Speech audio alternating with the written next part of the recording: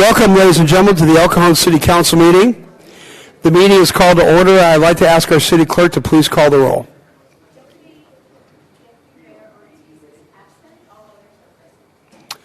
Would you all stand with me for the Pledge of Allegiance and then afterwards remain standing for a brief moment of silence? I pledge allegiance to the flag of the United States of America and to the republic for which it stands, one nation, under God, indivisible, with liberty and justice for all.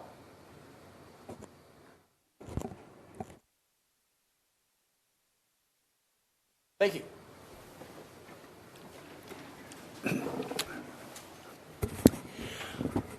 The city clerk posted orders of adjournment of the October 8th, 2024 meeting and the agenda of the October 22nd, 2024 meeting in accordance with state law, City Council and Housing Authority policy.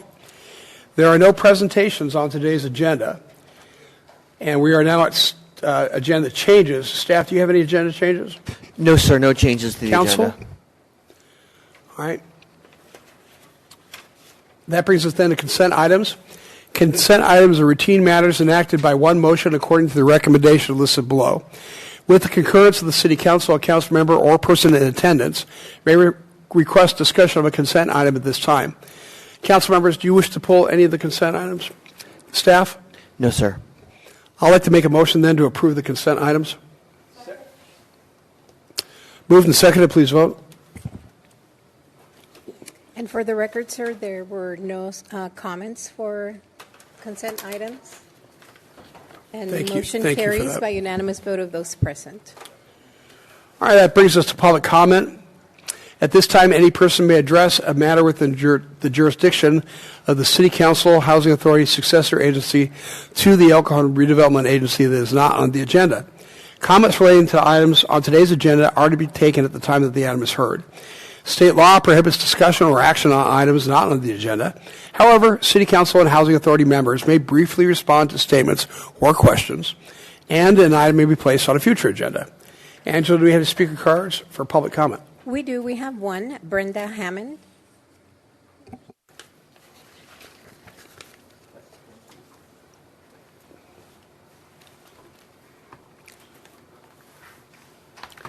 Hey, Brenda. Good afternoon. This isn't sweat. I just got my shirt wet because it was hot outside. So I've been trying to come to the car shows, but I promised a certain law enforcement that I would not drive my car unless I absolutely had to. It needs some work. I need a new car. So I walked here 2 weeks ago to the car show because I really wanted to go, and I got here at 8 o'clock from Lemon Grove. So someone picked me up, but I walked here from Lemon Grove today, so that would make those people happy that don't want us to drive cars. So I just took my time. But what I want to talk about today is what I talked about at another council meeting at another city. So we have these pop-up churches. And remember, I don't know if you remember, I talked about this back when we had the fires. All the pop-up churches, we're going to help you, we're going to help you. Then we have the floods, we have the homeless, we have these pop-up churches that are just wanting to grab money.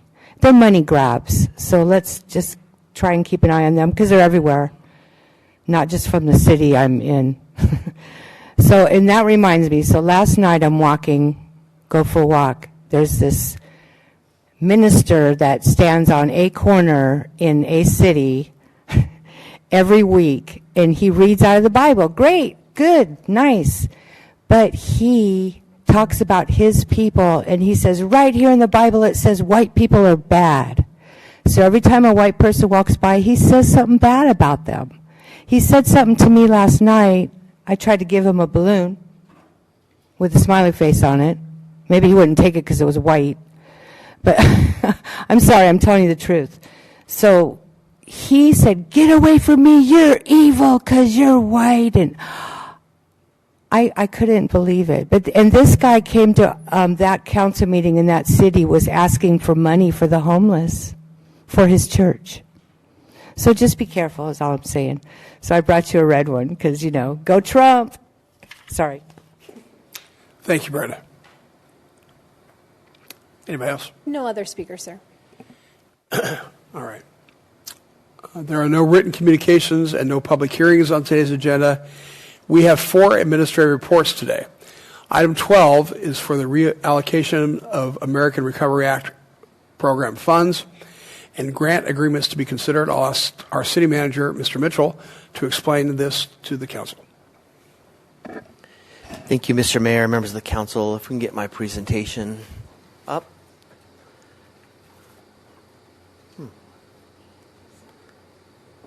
Actually, that's Mr. DiMaggio's. There we go. That's the right one. Thank you. So this is the culmination, hopefully, of our ARPA discussions. There's potentially that there'll be one more agenda item before the end of the year. But I'm going to start with the recommendations just so you have some context of what we'll be talking about today. Staff is presenting 3 different resolutions to consider that would approve 3 different agreements with different organizations. And we're also asking for a reallocation of ARPA funds from different funds that have either not used up all those funds or funds that were not yet allocated. And I'll explain the potential opportunities for the council to reallocate those funds to different areas. So with that, let me start with kind of an overview. As you recall, the city of El Cajon received $30 million in American Rescue Plan monies through the federal government, and the goal is to have them all spent by December 31st, 2004, this year, and then or at least allocated, and then fully spent within 2 years after that. So we have 2 years, 2 years and a few months to spend the remaining of the money. We've already fully spent $13.5 million. We have $29.3 million either spent or allocated through contracts or RFPs that are currently out on the street. We believe there's about $1.14 million unallocated. Now, you're probably saying to yourself, Graham, I know $30.0 million minus $29.3 million doesn't equal 1.4 or 1.14. We do know that there's some extra money in different projects that will be left over, such as the facade grant program. We know there's some monies left over from there. We know that the restrooms at Wells Park have some money available. So if you add all those together, it ends up being about $1.14 million of unallocated money, which we would have to turn back if they don't get allocated by the end of the year. So here are the 4 projects that staff's recommending that we spend money on. We have a need for some wellness equipment at 4 of the fire stations. We would recommend allocating $68,000 of the remaining a little over $1 million in ARPA money to purchase that equipment. We believe that equipment can be purchased by the end of the year through some open source financing or open source procurement, and so we can meet that deadline. So that's one allocation of funds, and that's the smallest of the 4. The next allocation is that, as you recall, when we bought the building at 405 East Lexington Avenue, we knew there was a little over $500,000 of tenant improvements and some repairs that needed to occur to the building. Staff has attempted to get those projects underway, but because of our staffing levels, it's been a challenge to do so. So one of the options that we're recommending is enter into a grant agreement with the Chaldean Community Council, our current tenant of the building, and allow them to initiate those improvements. Those improvements are identified in a draft grant agreement before the City Council that identifies the categories. We've also broken out the specifics of what each of those means and what are some of the requirements for each of those. For example, the roof repair, we would expect a warranty in the workmanship and the material. For the HVAC repair and replacement, there would be a warranty.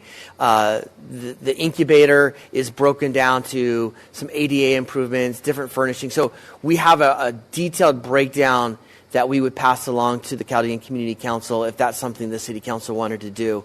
We would recommend including as part of paying for the direct cost, we would include a 10% construction management fee. Looking at federal ARPA regulations, governments can pay between 5 to 15% of a management fee, so that 10% falls within that range, and that would free up staff time and allow them to go ahead and get that work done.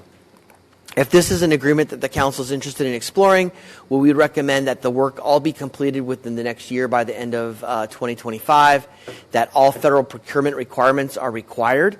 That includes bidding, open bids, closed bids, depending on the dollar threshold.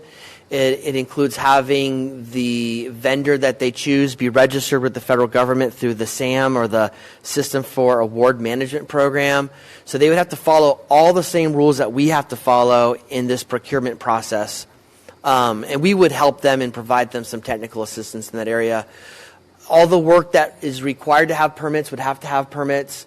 The work that isn't required for permits, for example, carpet and relocating desks, we would want to inspect that work as well to make sure that the workmanship is done according to our expectations.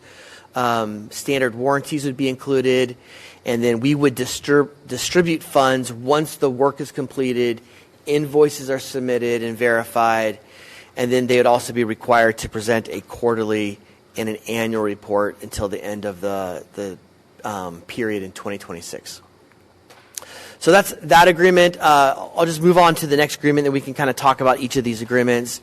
We also received a request from the Newcomer Support and Development Organization. They're very interested in launching a program called the In Arabic Media Outreach Program, and that would be a program that would help the city get the word out to Arabic-speaking residents in the city. And in order to accomplish that, they're looking for some equipment and a vehicle that would help them do that.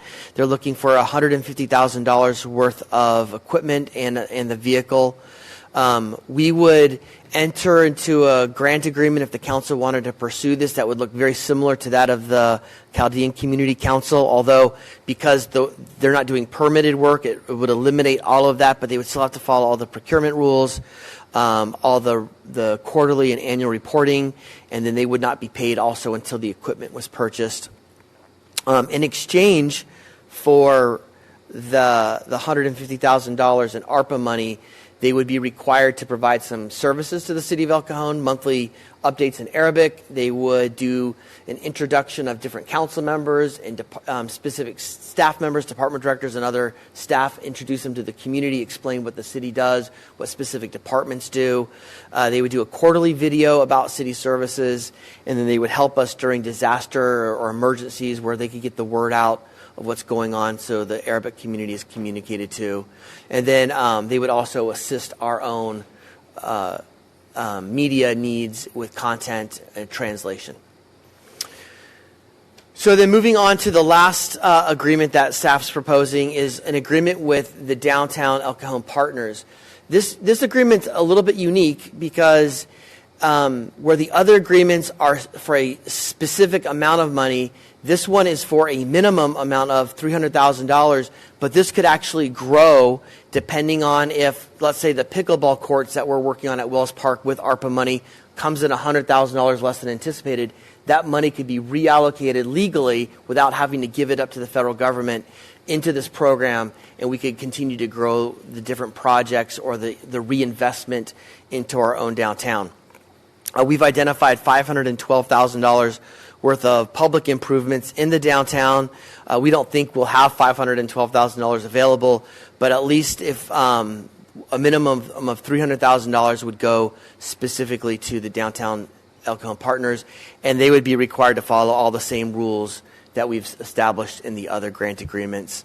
And the goal would be to spend the money by the end of the fiscal year in 2026. So give us 6 months extra time in case we need that time.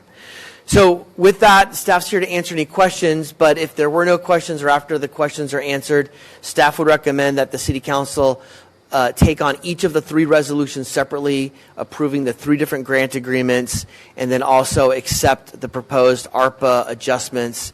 And as we get there, I can relist this as that are identified on the screen. But for right now, we're here to talk about the resolutions and the agreements, and staff's here to answer any questions.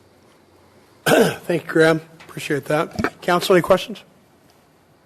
Steve, you want to start? Thank you. Good presentation. A question on leftover money. Is it my understanding then that you cannot, say you had $100,000 left over from pickleball, you can't make a new program after December 31st of this year and say, oh, we're going to come up with a new program and we're going to put 100,000 there. But you could take that 100,000 and put it into an existing program. That's exactly correct. So are you comfortable that all the existing programs have room to accept any overage, or should we create a miscellaneous category for street cleaning and beautification, or I don't know, you know what I mean? Yeah, if we did that, we'd have to have an agreement with an organization that would do that work if there was extra money. So it's more than just allocating it to a project. It has to have a procurement and a contract assigned to that money. Okay, and you think there's enough of those out there that they could absorb any overage? Yes. Okay, sounds good. Anytime we outsource stuff, I always like to protect the taxpayer and say, what if things don't go as planned? You know, we're thought that they would move faster than they're moving. They're having trouble figuring this out. It appears in the contract that we have both a termination with cause and termination without cause. So to be clear, we could get out, either party could get out with 10 days' notice for any reason. That's correct. Okay. And what you can legally do, let's say it's not this. Let's say it's a street paving job, and you have a contractor lined up, and halfway through the project, they go belly up, and they no longer can fulfill the requirements, and they never even draw on the ARPA money.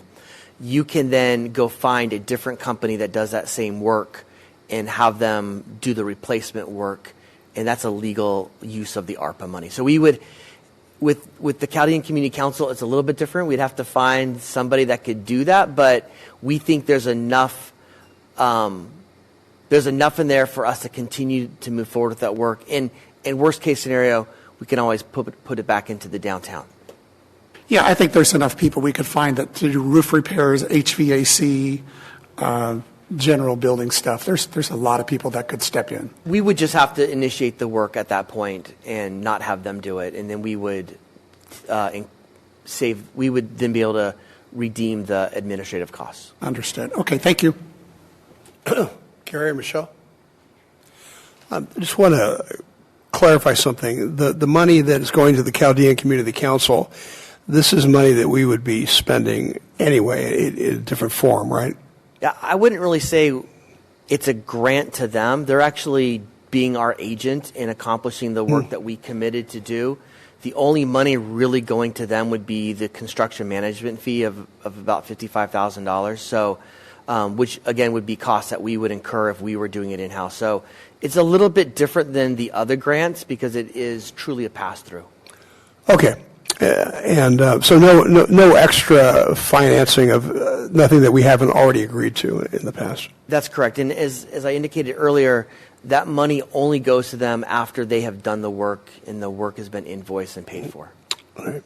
And the program allows for the project management fee? It does. Okay.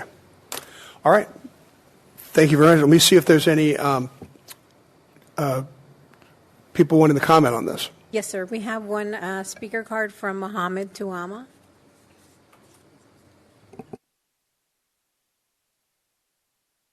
Hi, Mohammed. Good afternoon, Mayor Wills, council members, and staff. My name is Mohammed Tuama. I'm here on behalf of the Newcomer Support and Development. Our relationship with the city has been for like 10 years or more, working on educating the community in Arabic about what's going on. And this time, with the help of the fund available, we would like to make this as a project to enhance the community engagement with the local government and let the people who speak Arabic understand what's going on, connect them to the city, as we've done before, town halls and what's going on in the city. So this fund is going to be used for equipment purchase only. And there is one thing that, and thank you, Graham, for working with us and Vince on this. Some of it, even the equipments can be used by city staff for their own social media program. So it's not only in Arabic, but even with the city. So we're trying to make something really work good for the city. And I believe this is the first city ever who's working on this project in the United States. And thank you. Thank you very much. Any questions for Mohammed? Yeah. Mohammed, is that your son sitting next to you there? This came from school. Well, I just want to tell your son that your dad is a very well-respected community leader here in El Cajon. So be proud of him. Thank you. Thank you, sir. Appreciate it. Anybody else? No other comments, sir. Okay, well, I'll bring it back to City Council, and you don't really need a motion on this, Graham. We actually need a motion for each of those three resolutions. Oh, you so do? I would handle them separately. Okay. And then we'll need a fourth motion to accept the proposed ARPA changes as shown on the screen. Okay, so if somebody would like to start that process. Okay. Number one, move that we adopt the next resolution in order approving a grant agreement for an amount not to exceed $609,950 with the Chaldean Community Council for tenant improvements at 405 East Lexington Avenue. Second. Please vote. Motion carries by unanimous vote of those present. I move that we adopt the next resolution in order approving a grant agreement for an amount not to exceed $150,000 with newcomer support and development. Second. Please vote.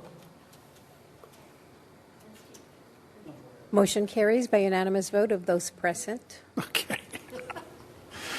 I will wrap this up with moving to adopt the resolution approving the grant agreement for a minimum of $300,000 with the Downtown El Cajon Business Partners for capital improvements to the downtown area, and that's it. Please vote. Motion carries by unanimous vote of those present. Sounds good. And we got one more, don't we? So yes, Council, with those agreements approved, then we need just the acceptance of the reallocation of ARPA funds. So I'll move that we accept the proposed ARPA adjustments as outlined in the staff report. Please vote. Motion carries by unanimous vote of those present. Great. Item 13 is a legislative report, and our Assistant City Manager, Mr. Vince DiMaggio, will tell us about this.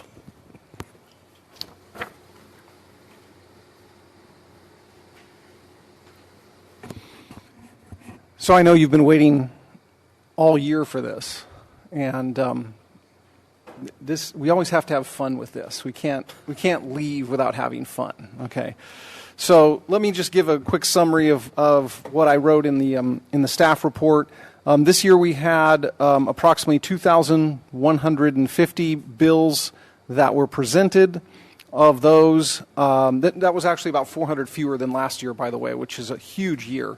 Of those, 1,200 passed, both houses of the legislature, and Governor Newsom vetoed a total of 189, which is about 15%, roughly 15% of those that reached his desk.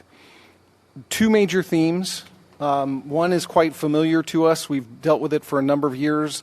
Laws dealing with planning and housing related bills that continue to seek the one-size-fits-all throughout the state of California. So they really are pushing towards a standardized zoning and housing platform, if you will. They don't want cities developing their own zoning, their own housing rules and regulations. They're really moving to take that away. And then two, of course, which is something that a lot of drama centered around, was retail theft bills, and I'll get into that in more in depth when I go through the individual bills. So of the 200, there were 215 bills dealing with planning or housing. Of those, 56 were passed, and 25 of those 56 affect cities directly. We staff are continuing to look deeply inside those bills to see which are going to require some sort of municipal code adjustment, and then the Community Development Department will bring those forward to you to ensure that we're in compliance with these new laws. The major battle during the time was the crime and retail theft. So this came about because there was a grassroots movement to put something on the ballot that repealed part of Proposition 47. That is something that the majority party and the governor does not want to happen. And so in response to the grassroots effort, which was successful and is on the ballot as Proposition 36, as a result of that, the governor put forth a number of bills that I will go into detail here on shortly. All of those bills do not take effect, even though they're passed and signed by the governor. None of those bills will take effect if Proposition 36 passes, which will repeal parts of Proposition 47. The latest polling I've seen is that Proposition 36 will probably pass well above 55% and maybe above 60%. So it's likely that none of the suite of the what's called the Newsom anti-crime package will actually take effect. But they don't do that much anyway. So it's just political maneuvering. So at this point, let me highlight some of the things that happened during this legislative session. SB 1164, this would have exempted accessory dwelling units from property tax assessment for 15 years. That was generally seen as a positive to encourage ADU construction. That did not go anywhere, so that's dead. The tax holiday bill, which several states have. I was city manager in the state of Texas. They have this, and it's during one weekend, and parents go to all the stores. They buy all the school supplies. They're non-taxed. And it's hugely successful, and it makes a lot of sense. And so if it's going to be successful and make sense, you can bet it's not going to get approved. And so it died. The 1494, this is the local sales and use tax. This is very relevant to us and is actually a good thing that this didn't go anywhere, because it would retroactively void tax sharing agreements. And it would also prohibit tax sharing agreements into the future. So this also died. I haven't heard anything about it coming back either. So this is actually something that came out of the session that was good for the city of El Cajon. This is AB 2626, the 10-year delay in converting fleet vehicles to electric vehicles. This would have helped us because we're embarking on that conversion right now. And having that extra 10 years would have been very helpful to us from a budgeting perspective. And also, it's very difficult to actually put together a package for a dealership to get all these electric vehicles. So the 10-year delay would have made a lot of sense. And because it would have made a lot of sense, it didn't go anywhere. AB 3005, there are a lot of things going on right now with the gas tax. As you may know, the governor called a special session after the legislative session to talk about the gas tax. There's also things happening with various state agencies concerning their regulation of the gas tax. It's generally felt that all these machinations are going to result in some sort of gas tax increase between 40 and 60 cents per gallon starting in 2025. This bill would have allowed the governor some discretion in suspending the upward adjustment of that tax. It died. It didn't go anywhere. AB 1794 is one of the package of crime bills that was put forth by McCarty. McCarty was part of that whole effort until such time as his bill got watered down in committee and then got watered down on the floor, and he personally pulled out of that anti-crime package. So his bill, which made changes to Prop 47, he pulled it out himself, and that's what caused the death of that bill. AB 1772 is Proposition 36 for all intents and purposes. This is why Proposition 36 happened or is happening on the ballot. This would have made changes to Prop 47 by reinstating the felony if you had two prior convictions. because the legislative majority is not interested in this at all, it died, and that's what pushed forth the grassroots effort on the part of the major retailers, along with some other statewide community groups that put 36 on the ballot. So this is essentially, 1772 is essentially what the voters will be considering in Prop 36, is to reestablish the felony theft if someone has 2 prior convictions and a mandatory jail term. SB 820 allows the seizure of property if an unlicensed cannabis, commercial cannabis activity is uncovered. So places that allow commercial cannabis, similar with the unlicensed moonshining, which is what I said in there. If someone has a moonshine operation, there can be a seizure of property. This was going to apply to cannabis operations as well. Again, not wanting to expand the criminal spectrum, this died as well. 3171, this is one of those things that I called virtue signaling. I guess Soria is in a really tight race, so something had to be done to make it look like they were being tough on crime. And they said sale or purchase of 28.35 grams of fentanyl will cause increased penalties. Of course, that much fentanyl will kill about 20,000 people, so you're not going to find a drug dealer walking around with 28.35 grams of fentanyl. So it was a meaningless bill. It died anyway. It wasn't going to do, anything because it just, the drug dealers don't carry that much fentanyl. Another bill that made a lot of sense was to take xylazine and add it to a category of drugs to increase criminal penalties. This is a drug that has been kind of moving in waves from the East Coast, Philadelphia, Chicago, moving over to San Francisco. It's called Trank, or zombie drug, and adding this to the list of illicit drugs would have increased criminal penalties. Again, this legislature will not do anything to increase criminal penalties. And so it doesn't matter what it has to do with, whether it's theft, whether it's violent crime, whether it's drugs. If it has to do with increasing criminal penalties, it's not going to go anywhere. And that's what happened here.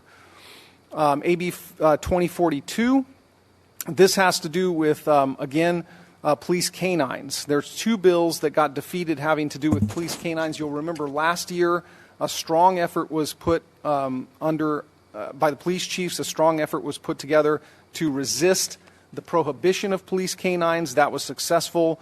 They're chipping away at this, trying to create standards that restrict the use of canines. It really is indicative of the fact that they really don't know why they're proposing these things. The use of police canines protects human officers. The police canines go in first to disarm or otherwise apprehend the suspect so a human doesn't have to. Okay? There's some perception out there that police canines are used to maul a suspect. They're not used to maul a suspect. They're used in a very standard way, in a very careful way, to create a safe situation. And if police canines, or the use of police canines, is no longer allowed, you're going to have human officers put in harm's way much more frequently than they are now, and likely they'll pull their guns quicker in self-defense, whereas police canines are first in to try and quell that situation. So this died. It was successfully beaten back by the Police Chiefs Association. And the second one, Pacheco, had a very similar one, did something a little bit differently. It required cities to adopt a policy, and all the use of the canines had to be in compliance with that policy. That also died.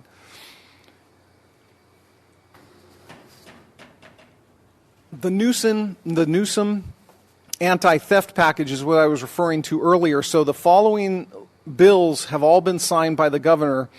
If Proposition 36 passes, none of these bills will take effect. That's the quote-unquote poison pill or the nullification clause. So this whole package was in response to the effort to put a repeal of Prop 47. And they really don't do a whole lot. This was political maneuvering entirely by trying to convince the public that the legislature was going to do something in response to the grassroots effort to repeal Proposition 47. The first case makes it a crime to possess stolen property intended for sale and not for personal use.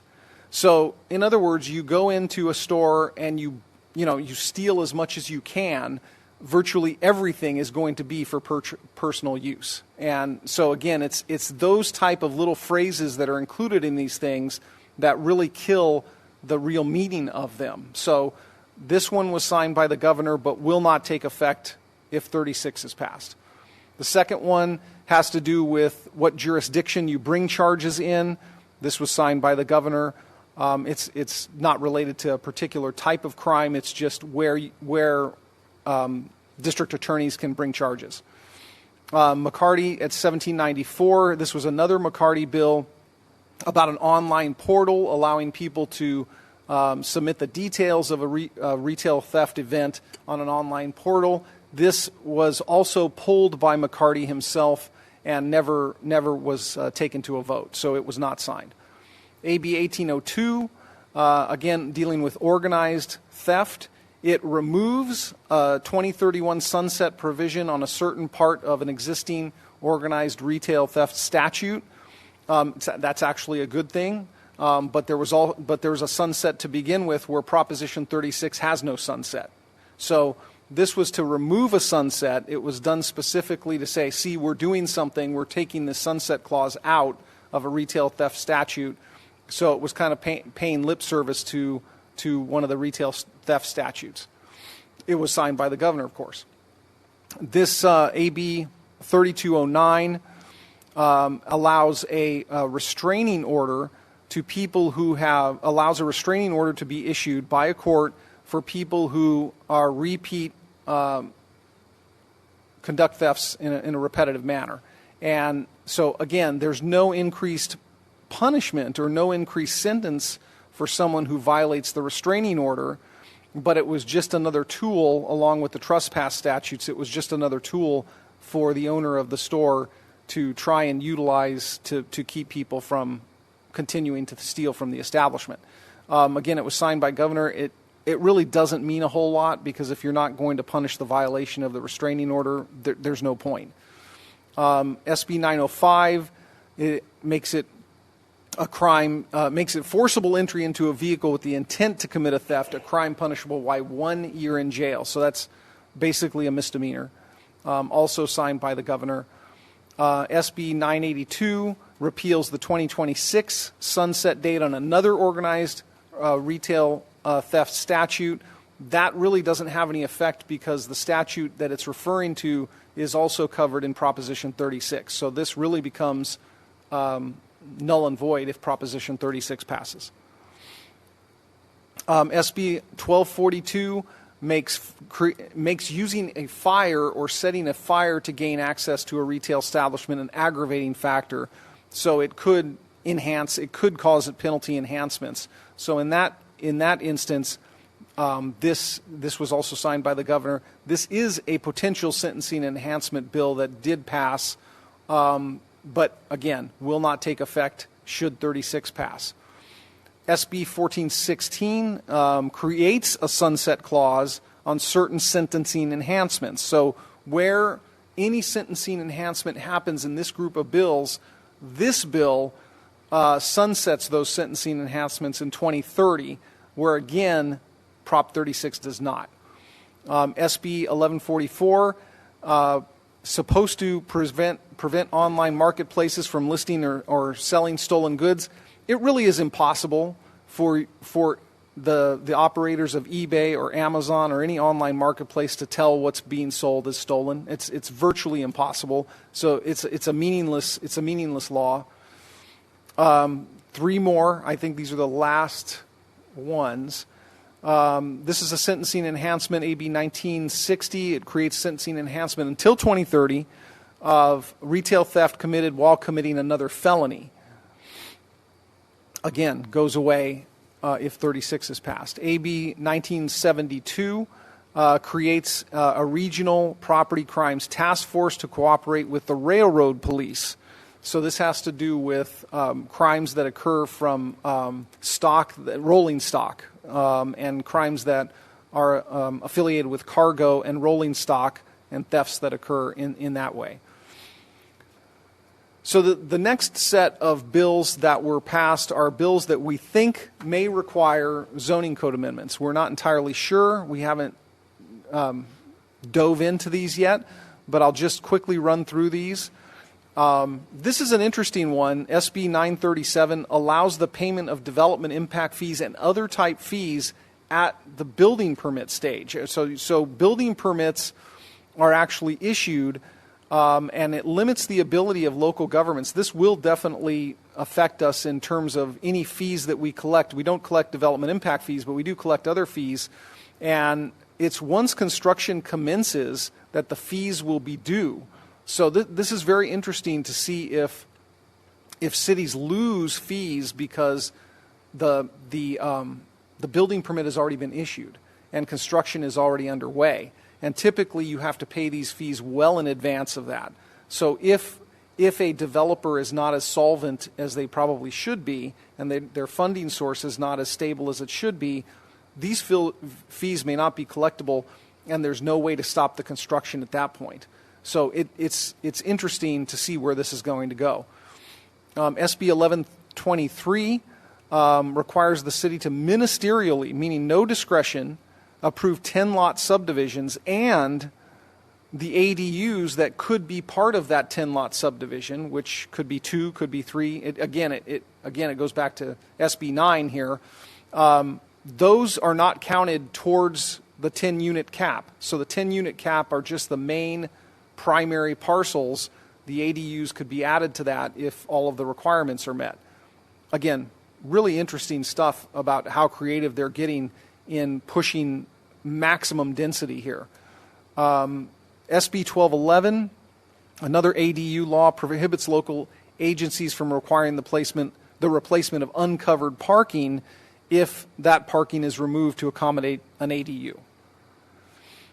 This next one has to do with a certain reporting that's required as part of a housing element. I think we will definitely need to pay attention to this and may need a zoning code amendment for this as well. It has to do with posting the inventory of housing eligible sites on the city's website and some other reporting requirements. AB 3068 has to do with adaptive reuse, creating the streamlined ministerial approval for conversion of office space to residential. This was vetoed. I'm not entirely sure why it was vetoed, because we've dealt with several other kind of legislation over the past couple of years that has allowed the conversion of office to residential. This was another one, but in any event, it was vetoed. And these are the last 3, I think. AB 2243 has to do with housing development projects and ministerial approval of those developments if they occur in certain geographical areas, meaning the distance requirements from interstates and things like that. And it also creates CEQA exemptions for them. So this will definitely be one that our Community Development Department will need to look at. Density bonus law is part of AB 2430. Prohibits the city from charging a monitoring fee to ensure affordable units are remaining affordable. Typically, cities will charge the responsible party a certain administrative fee yearly to monitor whether actually people with a qualifying income are living in the units. This prohibits that fee.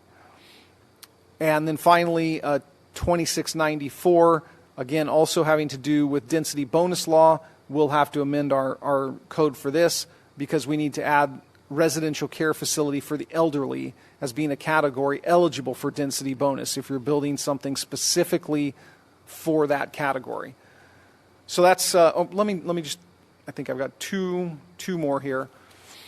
So this was the Housing Development and Transit Stops, AB 2553.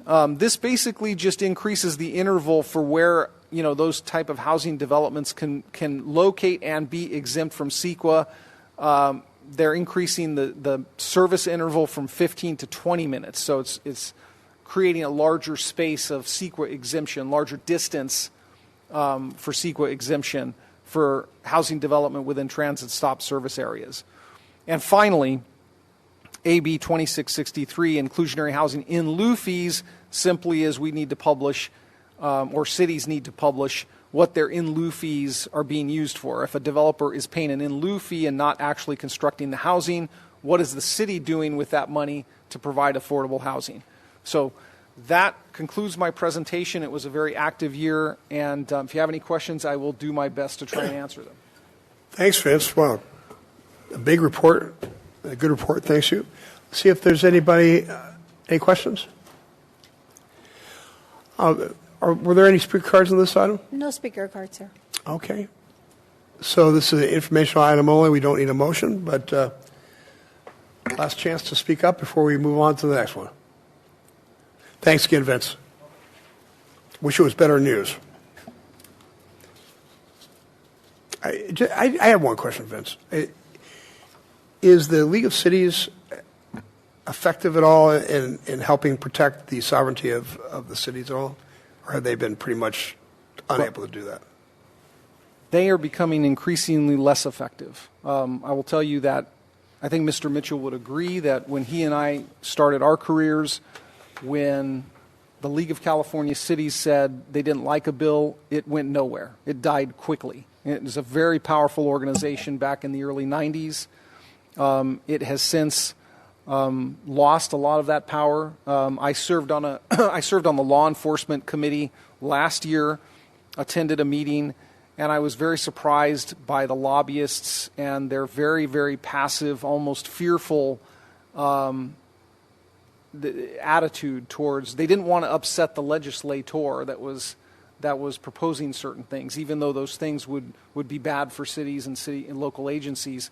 And it's just this very non-confrontational type of attitude that they have in trying to influence legislation. So I was very surprised by that. So I think in general the answer to your question is they're becoming less and less effective. Yeah, I suspected that, and Graham, at some point we would like to discuss the possibility of, just discussing whether or not we should be involved with the organization or not. But different day. I think that time to do that would probably be during the budget season. We can present the organizations we belong to, and that may be a good opportunity to have that conversation. Thanks. All right, item 14 is the annual report from the Downtown El Cajon Business Partners. Our city manager, Graham Mitchell, will introduce this item. If we can pull up the presentation. Thank you. The purpose of this agenda item is to present the 2024 annual report from the Downtown El Cajon Business Partners and their audited financial statements. And while they're doing that, I thought we could also have an opportunity to present the City Council with an update on some of the recommendations made by New City America, the study that was looked at by the Council in February, kind of get a status of where we're at to date. And then as we think about the future and this next year, staff has a couple areas that we're looking for some specific feedback and get some guidance from the City Council on. So with that, as you know, you've seen this before, but the annual report identifies the income that comes into the assessment district, which is managed by the El Cajon or the Downtown El Cajon Business Partners. And the budget is really divided into three areas. Environmental enhancements, which really identifies or includes street cleanup, power washing, night security, sort of the decorative lights and the holiday decorations during special events. Then there's economic enhancements, which typically include special events in any specific, what I'd call true economic development activity, working with brokers, helping to retain businesses, helping to attract businesses, and then just the overall management of the downtown itself, which there's a budget allotment for that. This graph, and there's a graph in the staff report as well, that shows the amount of money spent in 2023-24, and that comes from the financial statements, and then what's proposed for the existing or the current fiscal year in which we're in. I've also broken down the percentages of the amount of budget going to these three different categories, and then I've also included a column at the end that identifies what the engineers report said that we should be targeting. So as you recall, when the PBID or the assessment district was first formed, there was an engineers report that said about 27% of the money should go towards environmental enhancements, 45% towards economic development, and then 27% towards management. So this kind of gives you a sense of how close we are to that. It's one of the areas that the New City America report identified as maybe a variance or an opportunity to realign with the engineers report. In fairness, though, some of the things that are identified in both environmental enhancements and economic enhancements, you could categorize some of that under management. For example, the car show, there is a management fee that goes to the organizer of the car show. So one could say that that could be folded into the management, but still we're under budget on what we're spending on management and potentially over budget on what we're spending on economic enhancements or specifically events going on in the downtown. One of the things that the staff report identified is that if you look at, well, I'll get that. We'll get to that later on.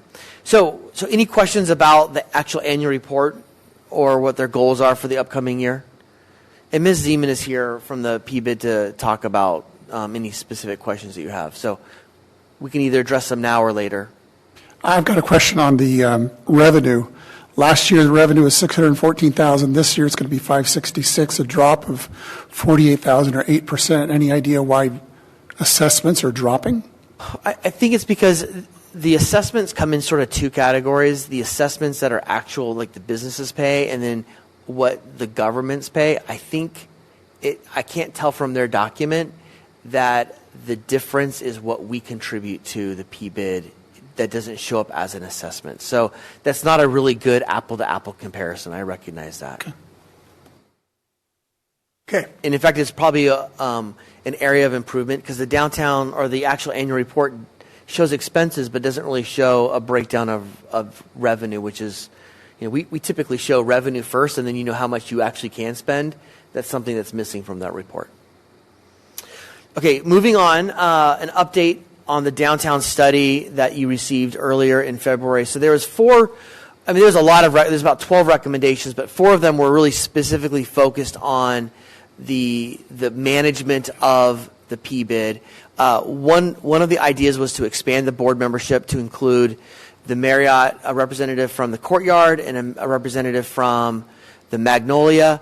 The bylaws are currently being redrafted and will be considered not at their meeting tomorrow, but the next meeting that would allow a representative from the Magnolia to be on the board of directors. We made an argument that the Courtyard is allowed to have a board member because they are one of the major property owners in the downtown. And so because of that, now the general manager of the Courtyard is currently on the board. So that is some movement in the right direction.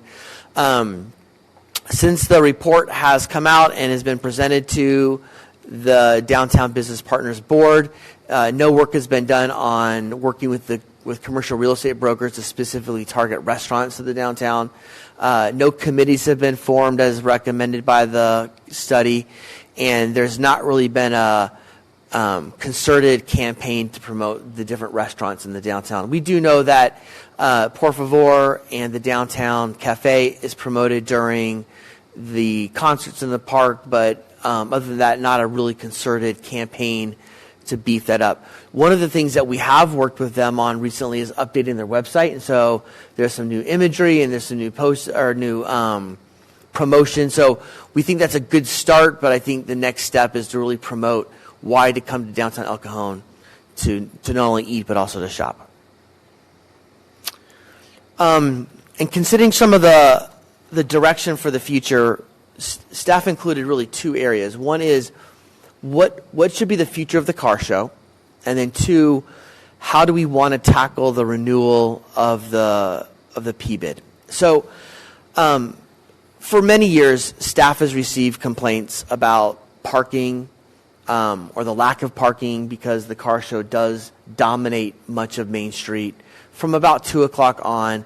This last year, we actually changed the encroachment permit and pushed that back a little bit. But that didn't change the behavior of those that show up to the car show. So it didn't really do much there. So that is a concern, but I think the area where staff is really focused on is if $72,000 to $80,000 of the budget is being spent on the car show, which equates to 35% of the economic development enhancement money, or 13% of the overall budget, are we getting the return on investment? Is the downtown getting the return on investment? Is the city of El Cajon getting the return on investment? It's hard to say. I can look at sales tax data, and there's some data in the staff report that identified sales tax between the summer months and the winter months, and there's about a 1% difference. So there's not a noticeable difference. Since the staff report was published, I was able to get some additional data from our sales tax consultant and drilled down and looked at specifically restaurants, because that's where we typically see the most activity during the car show. And there is a bump. There is a significant bump, 14 to 15% bump of restaurant sales tax generation in the downtown during the summer months. Some of that could be car show, some of that could be concerts, some of that could be Magnolia activity. We do know that statewide, we again talked to our sales tax consultant, statewide they see a minimum of a 5% bump in sales tax for restaurants during summer months, up to 10%. So some of that could just be naturally people are out and about during the summer months, and they do more outdoor dining during summer. So we think that there could be an impact on the overall restaurant business in the downtown, but it's hard to say economically that sales tax does better during those months. And granted, it's only a couple hours on one day a week. It probably is not going to have a huge needle, so we're not saying that should be the only barometer. But just talking to businesses anecdotally, we're not seeing the big benefit except to some of the restaurants. So I think we're at a point right now where we're going, has the car show lived out its usefulness? Is there a better way to manage the car show in a way that would mitigate the impact it has on the businesses that are investing money in El Cajon? Or is there a better way to use $70,000 to $80,000 to invest in the downtown that would have a better ROI? So we're looking for we're not looking for, from the council, the car show should end immediately. That's not what we're looking for, but we're looking for some direction of whether we should be exploring some other options to bring forward to the council. We wouldn't want to spend time on that if that was something that the council wasn't interested in. So that's sort of the big number one question. The second has to do with the renewal of the PBID. I think staff has a fear, and the staff that works with the Downtown Business Partnership and works with a lot of the downtown businesses, I think we have a fear that if we were to go out and vote to renew the PBID today, I don't know if there would be enough votes to renew the PBID. We know that 2025 is the year that it does need to be renewed. We know that it takes about 6 months to do that process. So starting this next June or July, we need to have conversations in earnest if we're going to continue the downtown assessment. So I think we're looking for some guidance and some direction of whether we want to engage with a consultant similar to what we did before and look at, does it make sense to change the structure of the PBID? Do we want to create more of a business improvement district that would include tenants as well? Do we want to look at expanding the boundaries? Do we want to look at contracting the boundaries, or looking at El Cajon Boulevard more than Main Street as a boundary, a natural boundary? Do we want to look at how to incorporate some of the new housing development that's being built or has been built or will be built into the formula, which isn't currently in there right now? Do we want to look at doing some informal surveying? I wouldn't recommend hiring a firm, but we could do some of our own surveying of both business owners and property owners to get a sense of where they're at. And do we want to think about changing the management structure of how we manage the PBID? So those are some big questions. Staff can dialogue more with the city council if you have questions on what some of those things mean or some of our thoughts, and I invite our assistant city manager to weigh in too on some of those questions. But we're looking just for some guidance and some direction of how you want to move forward, or do we want to stay status quo, which if council wants to do that, we're completely fine with that as well. But we'd hate to waste time or spend time on something that is something that council doesn't want to focus on. So with that, staff's here to answer any questions that you have about the annual report, about the update, or about future direction of the PBID. Michelle, go ahead. Okay. My comments are probably not going to be well received, but I think it needs to be said. I've talked to people, I've talked to residents. The car show is great. We do see people that do come down, but I think we need to really look at maybe talking to Parkway Plaza and moving the car show out of downtown. And let's look at Parkway Plaza and maybe moving the car show to maybe one of the back parking lots of Parkway Plaza, so that you have fast food places inside the mall. You have places that when they get tired of walking around looking at cars, they can take their kids in and they've got the playground inside, and then they can go back out and look at cars again. Or maybe dad can look at the cars and mom can take the kids in to ride whatever's inside the mall. That kind of creates two purposes. One, you've got the car show, so that takes care of dad and the teenage sons and whoever else wants to. I mean, I know that's being sort of sexist, but it sort of takes care of that need. And then mom and the little ones can go inside and do shopping or do whatever they got to do inside the mall, and then everybody can have dinner or whatever later on. So that kind of moves it out of downtown, because we've already had at least one business that I know of that has left downtown, and that's guitars, El Cajon Guitars and Music. And I know that they had indicated to me that they were losing business because of the car show. So that would be an idea, is to move that car show out of downtown, and it creates the people that were walking around downtown that I have seen were not going inside the stores. The stores were closed after a certain amount of time, so they're not going in and shopping in the stores along Main Street. So let's try and look at moving the car show out of downtown into Parkway. That kind of reinvigorates Parkway a little bit, and see if that helps. The other thing is PBID. Let's expand the boundaries. Let's expand the boundaries a little bit.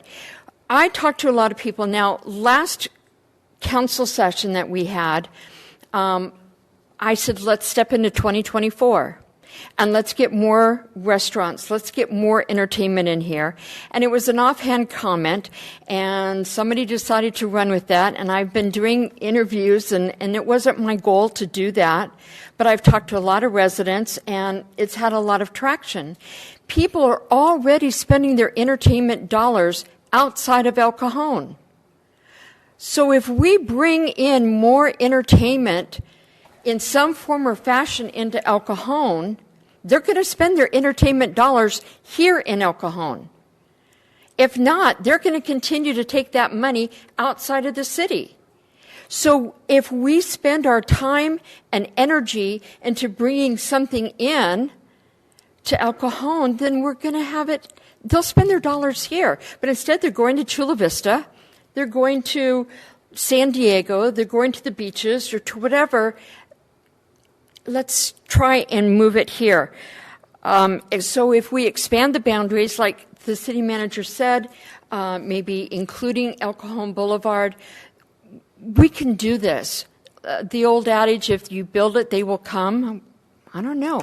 We have to try something. And I know that New City America had all of these ideas. We have to try. Maybe we've tried them in the past and they didn't work, but that was how long ago? So let's take a leap of faith and let's try it again. Because we're not going to be here, not all of us are going to be here on the council, and this is going to be another option to bring in new revenue and new life to El Cajon. Because, as I've said before, there are not options. At night, there really is nothing to do. And some of us are happy to stay at home and watch TV or read a book and be very quiet. And there's a whole lot of people out there, and I talk to a whole lot of people that want to go out and just be entertained. And we have so much potential out there, and there's so much money to be spent on entertainment, and we can do that here in El Cajon. So that's kind of my idea, is to just let's reevaluate, relook at the recommendations from New City America, and let's expand our boundaries, and let's move the car show to Parkway Plaza. Let's work with Parkway Plaza and see if they will do it. It's going to bring some business to them as well. So that's my 2 cents. If I could comment on one thing on that, the one challenge is that we would not be able to use P-bid assessment money to do the car show at Parkway. So there would have to be a funding source for that at some point, whether it be through us or another organization. But maybe Parkway Plaza would want to chip in a little bit on that as well, since it's going to be on their property and their revenue coming in. And there would theoretically be less costs associated with a car show at the mall property because there's less street closures and less other parking issues that are going on. Correct. Steve, did you want to weigh in? Yeah. Thank you. The big purpose of the homeowners association is to increase the value of the property of the homes in an association. That's why you have common area maintenance. That's why you have security, because all of the activities of the association increase the value of the members' properties. In the same way, we really should make sure that this PBID is fulfilling its purpose, that it's increasing the value of the properties downtown, and by extension, the value of the businesses that operate. When the staff report says several business owners have also said it does not bring in business, but rather stifle sales, that's the exact opposite of why you pay dues to an organization. So we should look at, does this even provide value in increasing value of the property? Second, I do like the idea of going to Parkway Plaza. I think they've got a lot of space, and that could be a lot of buzz along Fletcher Parkway. The boundaries, again, I'd say, well, if you're going to expand the boundaries, why or who? Because it's got to make sense. You can't just add more streets to a homeowners association because you want to. You have to show that those streets are going to benefit from this. I think there's a lot of members of the PBID who just over the years have begrudgingly paid their dues, and they know they get nothing out of this. They're down on Claydell, they're down on Douglas or Lexington, it's just something I have to do. And that's not a good way for us to run government. So we really should do that. I do agree when we add housing, they should be part of it because they will benefit from more activity downtown. So the geographical boundaries, it's up to you. But housing, they will benefit. We do have to ask ourselves, is there a better way to bring people downtown than a car show? Is it a farmer's market? Is it some kind of theme night of different events? I think the car show has a smaller appeal, for instance, say, than a farmer's market, because I don't have anything else to think about. A farmer's market would appeal to a greater group of the population than a car show. So you have to consider that. I think your recommendations are right. I agree. Engage with a consultant for a new assessment model. I agree you should survey the owners. I agree you should look at the management structure to look at the value. All of this is, are we increasing the value of the participants in the association? I have some questions for Kathy Zeman. Would this be the appropriate time to ask her to come up? We're going to have her come up during Public comment? public comments. Okay. I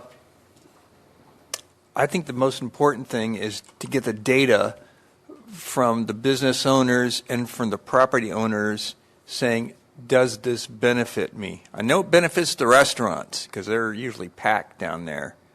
So, and does it bring people into El Cajon that normally wouldn't come into El Cajon? I say, hey, I just went to this restaurant at the car show. Let's go out there because there's a bunch of restaurants there now, and hopefully more will come in. Several months ago, we did do a survey. We went and talked to all the businesses on Main Street, probably from Golden Corral all the way to Claydell, to get their sense. And we actually had them say, are you for or against, and on to what degree, right? Do you dislike it a little bit, or do you hate it, or do you like it, it's okay, I can live with it, or I love it, right? And so all over the place, right? That whole spectrum. But if you were to average the score, the average score was a little bit in disfavor of the car show. And a lot of the business that we talked to said we just shut down. Like any of the salons, the barbershops, the clothing stores, they pretty much just close shop at those days. The restaurants do great. All right, before we go to public comment, I just want to give my 2 cents. I'm uncomfortable with the idea of completely eliminating the car show. It's a staple of El Cajon. And, we all know how angry people are about the loss of the Mother Goose Parade. And I look back on when we closed the East County Performing Arts Center. We had to close it because we were losing so much money on it. But people were so upset about it. And probably many years after we should have shuttered the thing and maybe torn it down, we were still looking at solutions because that's what people wanted. And, there are some things that cost money.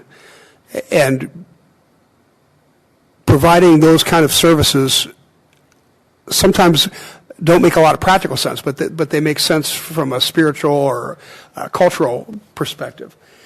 So looking back on it now, I'm so glad that we didn't close the Magnolia forever, because we ended up getting Live Nation to come in, and it's really helped out a lot. I don't know why it has to be either or. I don't know why we can't adjust and find a way to still give people the car show that they want and still make it something that's more valuable in this day and age. So my recommendation would be that we have some workshops on the process. And I also want to recommend that we don't have to rush into anything, because like you said, this is going to be coming up for a vote again within a year. And, the vote may answer the question right there. If the people that want to be part of the assessment district don't want this anymore, then that makes up our mind for us. So I guess I just recommend caution about jumping too quickly, and have a well thought out plan. And with that, I'll open it up to speaker cards. We have no speaker cards, sir. Oh, Kathy, I'd like you to come up and give me your thoughts on this. And I think Gary has some questions for you. Good afternoon. Thank you for having us here today. So, Can you pull the microphone down, Kathy? Yeah, there you go. Is that better? Yeah. Okay. So, we've talked about some expansion. One thing that I would want to make sure of if we decide to do some kind of an expansion is that to make sure that legally we can do it kind of as a separate thing. So we can redo the P-bid that we have right now, and it's kind of a separate thing as to whether, say, El Cajon Boulevard wanted to join in the P-bid. So they would have like a separate vote, because if there's enough people on El Cajon Boulevard that vote no, because some of those are pretty big pieces of property, we don't want to dump the baby out with the bathwater. We don't want to just get rid of the whole P-bid because the people on El Cajon Boulevard don't want to be annexed. And then we want to decide, do we want to go a partial thing, like to Johnson and the Circle, or to Washington all the way to Boulevard? We'd have to kind of discuss what kind of expansion that we want to take on. It might be better to bite off a little bit at a time in order to get it approved. There were some comments about some of the people not getting services and getting help from the PBID. And so they do get help in that every day our security, or our clean and safe team, goes around to all the alleys in our district, all the streets in our district. They are almost every day getting mattresses, desks, furniture, things that they do pick up and take away and haul to the city lot. And then also at night, our security patrol does visit all of the parcels that are in our district and do their best to make sure that there's no homeless encampments and try to get people to move on. It's not always possible, but they're trying to do that. As far as changing the structure of the PBID, we kind of talked about this before when Mr. Lamandry presented his New America findings, and we're actually the board is against changing from a PBID to a business improvement district or something, just because it takes away the power of the little guy in the district, all the people that own the smaller properties, which are the majority of the property. Because in a business improvement district, it only takes 30% of the vote to agree to have the vote to continue the PBID and to certify the PBID. And if you take all of the direct payers, which are the City of El Cajon, County of San Diego, MTS, SDG&E, and the State of California, I think that's 28% right there. So all the little guys would have absolutely no vote. And I remember at that meeting, Mr. Wells likened that to Sandag, and how the cities basically have no say if Chula Vista and San Diego agree to do something. So I don't think we're really in favor of changing the structure, because we think it equalizes the power that the different people have. And Graham already addressed the situation with moving the car show to Parkway Plaza. Would not be able to fund that, but I think it's a great idea. There are so many people on Main Street walking around during the car show, and maybe it's on us to educate the different shop owners as to how that could benefit them, as to how they could grab these people, and maybe it's talking to each of them individually, or writing them letters, giving them ideas of what they can do to pull people into their shops. Especially, it just seems like the salons and barbershops would have such an easy time, 10, 25% off on your first haircut, and get them in there and maybe get a client for life. So I think there are things that could be done if we decide to keep the car show on Main Street. I think that there's some things that we could do to help educate some of the shop owners. And we are totally for adding more restaurants. Gabe, who owns Downtown Cafe and Por Favor, is going to kind of be the head of that committee to, reach out and try to get more restaurants and everything in. And having that little bump in the summertime, I think would help attract more restaurants and everything. One thing that we could do with the car show is, we usually start the second or third week of April. Maybe that's a little bit too soon.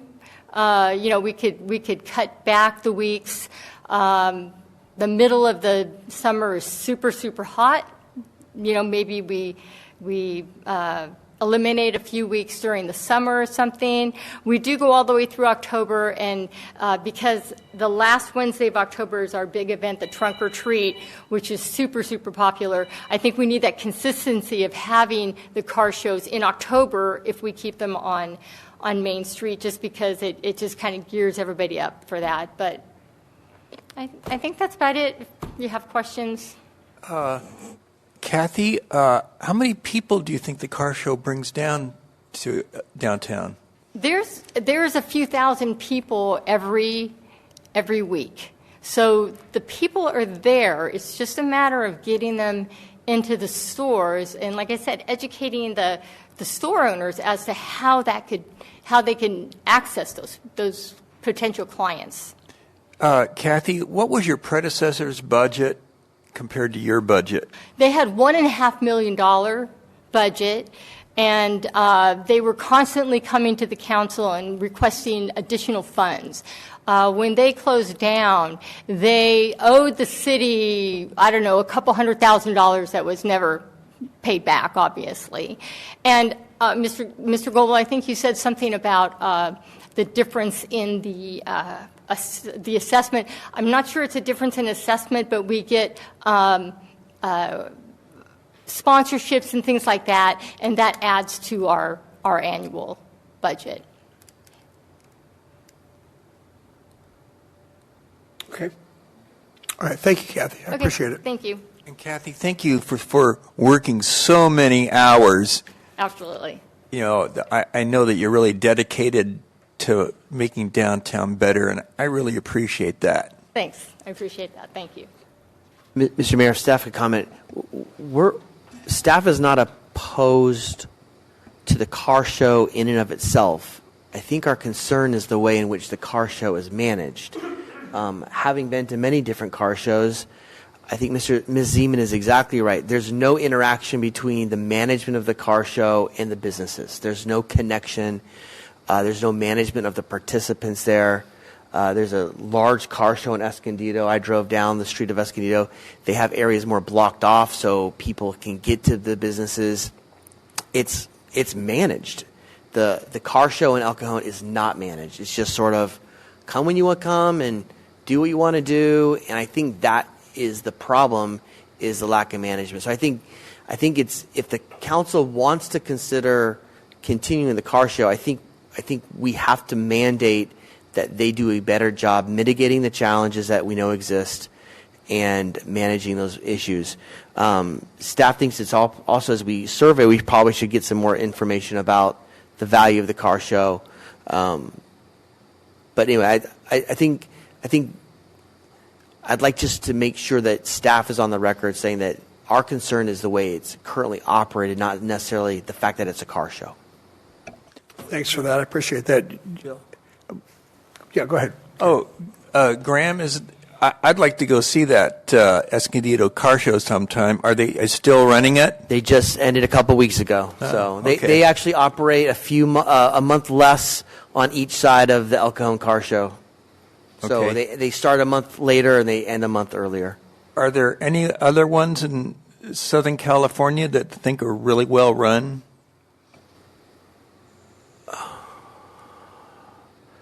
I'm thinking of the ones in the Central Valley, which you probably don't want to go to Fresno on, but not that I can think of down here right now. Well, Thank you. what's our car show schedule for the rest of the year? We end, it's coming up the end of the October is our last car show. Till when? End of October. So we start in April, go to October. Okay, so we'll start back up again in April. Correct. So they have to make a decision soon on who they're going to hire to manage the car show. They've used the same consultant for the last, I don't know how many years, and we've continued to see a decline in the way it's been managed over the years. All right. Well, I'd like to propose this, that we set up a workshop as soon as possible. I'll staff, I know what you think the timeline for that would be, because I think we have to have more than the discussion just on this one item. I'd like Phil to be involved in that as well. Does anybody have any objections to having a workshop on this? Would that be done, for instance, as part of the New Year's goal-setting workshop? We're coming up on It could be. two more meetings for the rest of the year. Yeah. And would the goal-setting workshop be a great place for that workshop? It might take up a bunch of the time. I would actually recommend Council Direct to have a specific workshop on this topic where you'd probably want to invite business owners, property owners, the manager of the car show participants. But I think in January probably makes the most sense unless you think that's too late. I don't think you can do it before then, to be honest with you, just given where we're at in the year. Could you provide us some options on doing that? Yes. I don't want to railroad this. Any other objections or any other ideas about how to get to where we want to go? Just a comment that, gosh, I don't know Kathy, how many years have we run that car show? 30. Yeah, that's a lot of investment in time and kind of like reputation that El Cajon has a great car show. So I think maybe it just needs a little bit of tweaking. I'd rather not, get rid of that event because I think it really helps the restaurants. And I have the feeling with where the council is going, we want more restaurants in downtown. And that way they know that all through the summer, they're going to pretty much pack the house. And having more restaurants and entertainment down there, it's kind of has a snowball effect. It gets bigger and bigger, and people, want to go down there. And there's a lot of people, I think, that go to downtown El Cajon that wouldn't otherwise go there and go, wow, this is actually a pretty good place. It doesn't look like it looked 30 years ago, because it looked pretty bad 30 years ago. All right. Well, any other thoughts? Yeah, I think the management does need to be, the consultant needs to be more involved. I've been to car shows where they're on a PA system and they're doing raffles, they're doing features on different cars. It's much more interactive rather than passive. Just put your car up and see you next week. I think we should not rule out a different location that is close to downtown. We've got all sorts of big parking lots down here. I don't know if they're ideal, such as the one in front of the PD, such as the courthouse parking, may be available after court hours or something like that. There are other locations that might be a good fit without shutting down Main Street. The Promenade? Parking? Prescott Promenade, perhaps? Or the parking lot next to it. There's. I think you're exactly right there. I think there's a couple of different options. The promenade, actually, park on the promenade, absolutely. That we don't shut down Main Street and the opportunity. And advertising. Some of the car shows are advertised on a poster that's in a window of a business downtown that's closed during the car show. So we're missing the opportunity beyond advertising to those downtown. I don't know that the average citizen El Cajon knows about the car shows and what the themes are and when they are and all those kind of things. So there are a lot of opportunities for step up the engagement of attendees, to the location, to how it's promoted in the city. But I agree, it does have value to the capital of El Cajon. Okay, so No, I think it's good. I'm not saying to close it down. I don't want anyone to think I'm not saying close the car show down. I'm just saying relocate it. That's it. And I think, I don't want that to be misconstrued. So yes, let's go on we need to get this going. So I would not be adverse to a workshop. okay, I think that's your direction.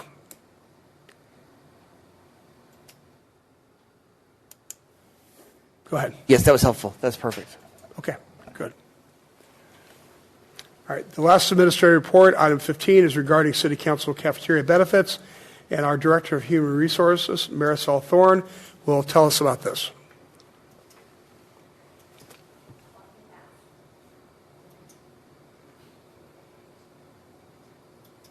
Hello, Mr. Mayor, members of the City Council. I'm here to bring forth the recommendation to make an adjustment to the City Council benefits. Currently, City Council and Mayor get $14.50 a month to apply for their cafeteria benefits. We are recommending a $100 a month increase to align with our municipal groups.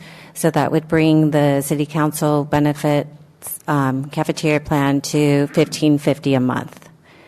I'm here to answer any questions you may have. Well, I just want to reiterate what you just said. This is you're doing this to stay in line with the rest of the city? Yes, correct, with our municipal group. So that's MEA, the Municipal Employee Association, and the Mid-Management Association. Okay. All right. Questions? No, thanks, Marisol. Appreciate it. All right, thank you. Any comments on this? No speaker, sir. All right. That's just sounds like a housekeeping item. I'd like to make a motion that we approve. Second. Please vote. Motion carries by unanimous vote of those present. And Mayor, we did receive another speaker card for public comment. Would you consider accepting that now? What item? Public comment? Just on general public comment. Yeah, sure. Yes. Mr. Tim Beal.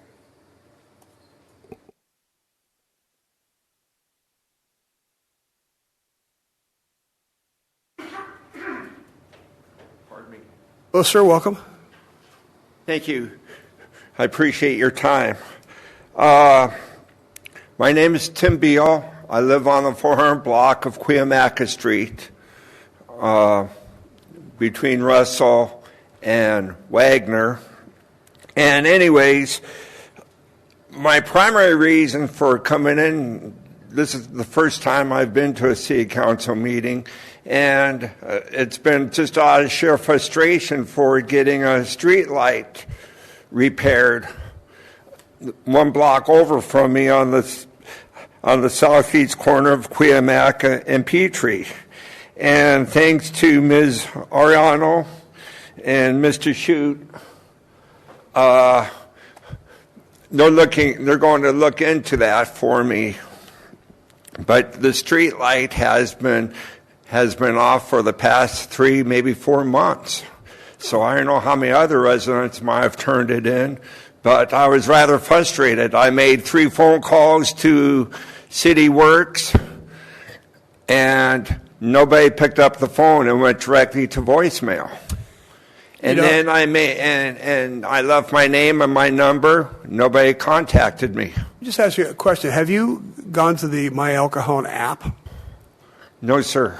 I know it's a new way of doing things, but we've got this application for your phone, this My El Cajon app, and all the reviews on it are great. The people take a picture of some graffiti, send it in, and it's cleaned up by the next day. They pothole fixed within a couple of days.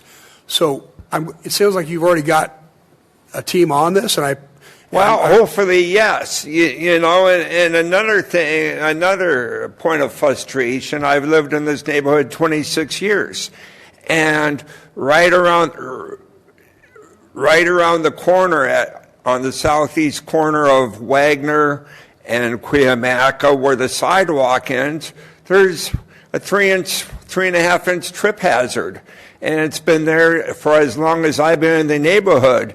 And one time, 10, 12 years ago, I was able to get somebody to come out from the city, and they agreed, yes, this is a trip hazard, but that's all that's ever happened. Oh, so anyways... Those are the kind of things we want to know about for sure. Yeah, and while going back on Cuyamaca, between Wagner and Petrie, it's a hodgepodge of sidewalks. The sidewalks aren't continuous on both sides of the street. I find that rather perplexing. I mean, I found it kind of laughable. 2 or 3 years ago, they put up signs on the block encouraging us to walk our neighborhoods. But if you make a right turn from Cuyamaca and head east on Wagner, there isn't sidewalks on either side of the street.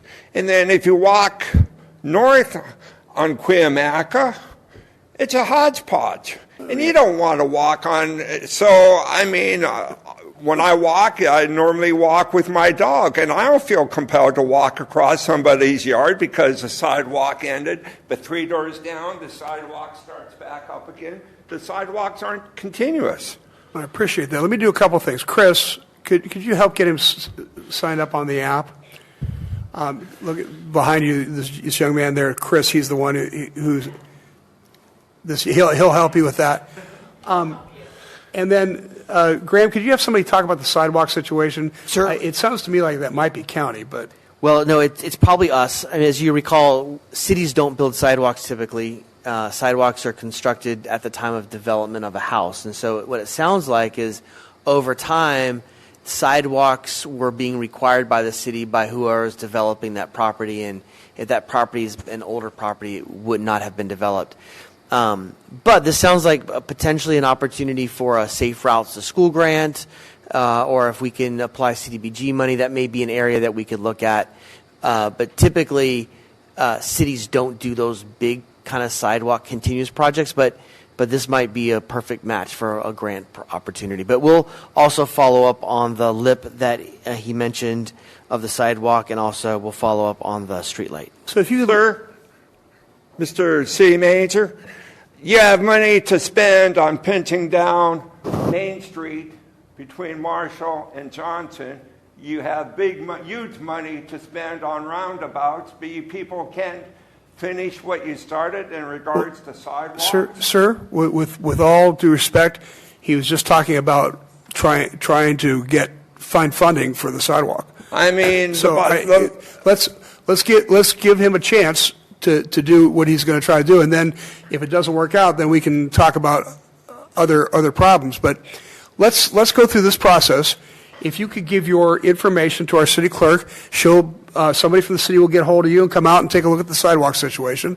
In the meantime, Chris will get you hooked up on the app, and so when you see something that is bothering you, take a picture of it, put it on the app, and you'll be surprised, I think, at how fast those problems get resolved. I mean, well, after 3 phone calls to City Works, I went to City Hall in person, and then I also pointed out the trip hazard that's around the corner from my house. And then I also mentioned on Cuyamaca, where it runs right behind the airport, the lines are totally faded out on the pavement to where it's dangerous at night. If you've ever driven to Walmart or driven to Costco at night down Cuyamaca, right before the trolley tracks, you could. I hope the city will hurry up and repave that section because it's rough as a cop, and you can't see the lines. Somebody from the city is going to get hold of you about all these things. I appreciate you bringing them to our attention. And let's just go through the process, see if we can get them fixed. Okay, and might I encourage you folks to walk your own neighborhoods and take note of this stuff. Well, absolutely, I agree. Gary? Yeah, in fact, I live about a block from you, so I walk my dog near there all the time, and I actually try to avoid that I live problem. at 4. You might have walked by my place. I got the 257 Chevys. Yeah, I'm at 340 Duane, so we're pretty close to each other. But to give you the background, and I know about this because I used to work for the assessor for 34 years. And what happened was El Cajon, when that subdivision was built back in 1951, that wasn't in the city of El Cajon. It was in the county, and they didn't require sidewalks. So as people took out permits, and I don't know what the trigger amount was, because a lot of people have improved their homes there, and part of the deal was they had to put in a sidewalk, or I guess put in a bond for a sidewalk later. Isn't that how it works? And then, so, and that wasn't even hooked up to city sewer. It was all on septic. That's why you guys had those great, huge lots. And, in fact, most of Fletcher Hills wasn't even annexed by the city when those houses were built. That's why if you go further up the hill into Old Fletcher Hills, there are some sidewalks and some that don't have sidewalks. So it wasn't that the city decided to put in sidewalks right here and then not the next house, because the city, as city manager said, the city doesn't put in the sidewalks, it's the developer. But that wasn't a requirement for the county when your house was built. And that whole, I think it's Sunny Slope, isn't it? Correct. That your neighborhood. So that's why we've got this situation. So as the city expands, then the only way we could trigger someone putting in a sidewalk is make it a requirement when they do some significant amount of construction. But what the city manager is talking about is we get grants from the federal government, and we do we got a grant from the federal government to do a whole bunch of improvements on it's East Main. I mean, like a couple $1 million or more. So that's not in the regular city budget. And we apply for these grants, and we need this here. And a lot of times the feds will say, okay, we'll give you this grant for $1 million for this particular project. And so what we can do now is start looking for grants, from the feds to kind of finish a job that was not completed, not by the city, but just by individual homeowners. Because we don't want to go up to a homeowner right now and say, oh, spend, I don't know what it is to put in a sidewalk. It's going to be a few $1,000s. So that's a situation. And a lot of people in Sunny Slope, as in my neighborhood, are retired, and it's hard for them to come up with $5,000 or $6,000. So that's the situation right now. So it's not something the city purposely did say, let's not put sidewalks for the next 4 houses. And I agree, because I don't like walking my dog, just like you do, on someone's lawn or, on someone's lawn, or you have to whip out your cell phone and use the flashlight so you don't trip over the rocks when you're walking. Right, and the light's important too, because you got to see where you're walking so you don't step in a gopher hole or something. Well, exactly, or trip over the walks, or even worse, that trip hazard there where the sidewalk ends. And like I say, that trip hazard, I've been in the neighborhood 26 and a half years, and that trip hazard has always been there. It's never been fixed. And the first time I went to try and get that corrected was after reading an article in the Reader where the city of San Diego was paying out something like $26 million a year over trip and fall suits because their sidewalks are junk. So, we're going to address every one of these items. I don't know how soon we can get it done or get the money from the feds, but we certainly don't want trip hazards. But ladies, gentlemen, walk your own neighborhoods and take note of this stuff. I mean... Well, I appreciate it, sir. Thank you for coming today. Thank you. Thank you. Okay. There are no commissioner reports on today's agenda. Item 16 is my activities report, which is as reported. We're now at activities reports for council members. We'll start with Gary Kendrick. As reported. Mr. Steve Goebel. As reported. Ms. Michelle Mitchell. As reported, I have 2 things to add to it. I went to the Harry Griffin Park JPA meeting, and I'm going to be bringing, just to let you know, I'm going to be bringing 2 items for discussion for the council. Canine Corners improvements got up to $500,000 in improvements, and they're going to be asking for money. And they've also got a eucalyptus pruning project that's going to be about $70,000. And they've also ordered lawnmowers, and I don't know how they got that approved because that's going to require money from us, and I don't remember saying yes to ordering that. So I know that we have a moratorium on giving them any more money, but somehow they ordered the new lawnmowers. So look for a decision from you guys on whether we're going to give them more money or not. I don't remember hearing about this. Okay, so you know how we have, we give them, I think it's like $215,000 a year towards Harry Griffin Park, and we decided that we either continue just giving $215 a year. This was the city of La Mesa? Yeah, for Harry Griffin Park, which we have no. Yeah. Okay. Yeah. So. And either we continue giving that $215, we give them more money, which they ask every single meeting, or we remove our name off the sign and say we're done with the JPA.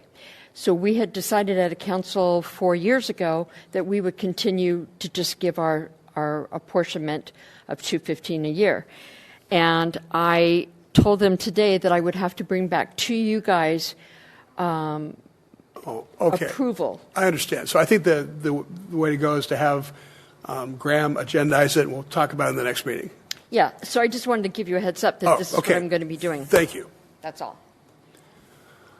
Okay, then.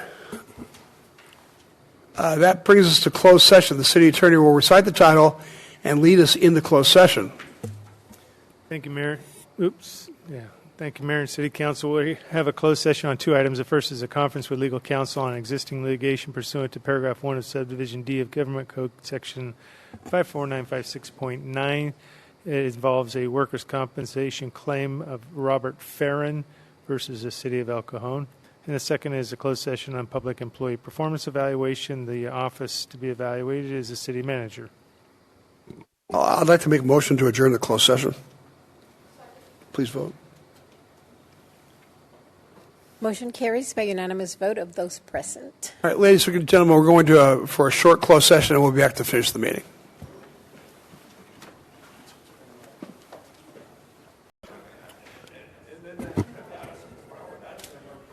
Ladies and gentlemen, we are back from closed session. I'm going to ask our city attorney to report on what happened in the closed session. Thank you, Mayor. The City Council met in closed session on one item that was a conference with legal counsel on existing litigation, and that has to do with the workers' compensation claim of Mr. Farron versus the City of El Cajon, and direction was given to our workers' compensation group representative on this matter. And on the second item, it was a closed session on the public employee performance evaluation of the city manager. No action was taken. All right, this brings us to the adjourned regular joint meeting of the El Cajon City Council, El Cajon Housing Authority successor agency to the El Cajon Redevelopment Agency, held this 22nd day of October 2024, is adjourned till Tuesday, November 12th, 2024 at 3 o'clock p.m. Thank you very much.